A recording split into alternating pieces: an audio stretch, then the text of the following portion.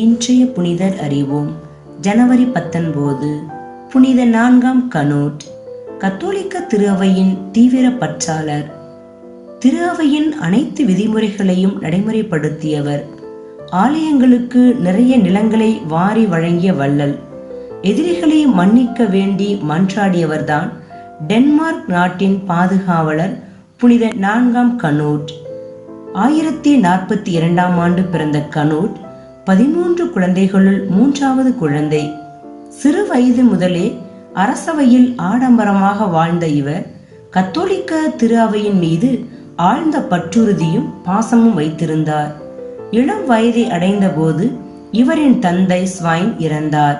உடனே கனூட்டின் சகோதரர் 3ஆம் ஹெரால் அரசராக மணிமுடி சூட்டிக் கொண்டார். தன் சகோதரன் தம்மை தாக்கக்கூடும் என்பதை அறிந்த கனூட் அவரது பார்வையிலிருந்து மறைந்து வாழ ஸ்வீடன் நாட்டிற்கு சென்றார். அங்கிருந்த தமது சகோதரனுக்கு எதிராக இருப்பவர்களை தம்முடன் இணைத்து கொண்டார். 3ஆம் ஹெரால் 1080 இறந்தவுடன் கனூட் டென்மார்க்கின் அரசரானார். இந்த செல்வாக்கை பயன்படுத்தி கொண்ட பிளாண்டர்ஸின் அரசன் 1ஆம் ராபர்ட் என்பவரின் மகள் அடிலாவை தமது மனைவியாக்கி கொண்டார்.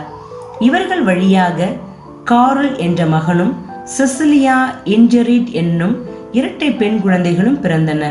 கத்தோலிக்க திரு அவையின் தீவிர விசுவாச பற்றாளன் என்பதை விரைவிலேயே வெளிப்படுத்தினார். திரு அவையின் அனைத்து விதிமுறைகளையும் நடைமுறைப்படுத்தியதோடு அனைத்து புனித நாட்களையும் தமது அரசு எல்லைக்குள் கடைபிடிக்க அரசாணை வெளியிட்டார். ஆலயங்களுக்கு நிறைய நிலங்களை வாரி வழங்கினார். நிதி வசதி செய்து கொடுத்தார். கட்டிட வேலை நடந்து கொண்டிருந்த லுந்த் பேராலயத்திற்காக பரந்த நிலப்பரப்பு எழுதி கொடுத்தார். கணக்கற்ற கோவில்களை கட்டினார். முழுவதும் கற்களால் கட்டப்பட்டுள்ள ரோஸ்ஹில்ட் பேராலயம் இவரின் ஆலய கட்டிடக்கலைக்கு சிறந்த உதாரணமாகும். தான் போரிட்டு கைப்பற்றிய பகுதிகளில் உள்ள மக்களை கத்தோலிக்க திரு அவையில் சேர்த்தார். இங்கிலாந்து, டென்மார்க் மற்றும் நார்வே பகுதிகளை 1035ஆம் ஆண்டு வரை எமது முன்னோர் ஆட்சி செய்துள்ளார்கள். எனவே எமக்கும் இங்கிலாந்தை ஆளும் அதிகார உரிமை இருக்கிறது என்று கூறி இங்கிலாந்து மீது போர் தொடுக்க ஆயத்தமானார்.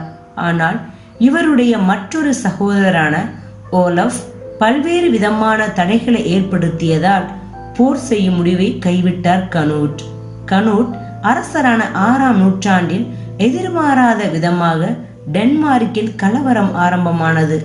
பொறுப்பில் இருந்தவர்கள் பலர் தங்கள் உயிரை காத்து கொள்ள ஓடி ஒளிய ஆரம்பித்தார்கள்.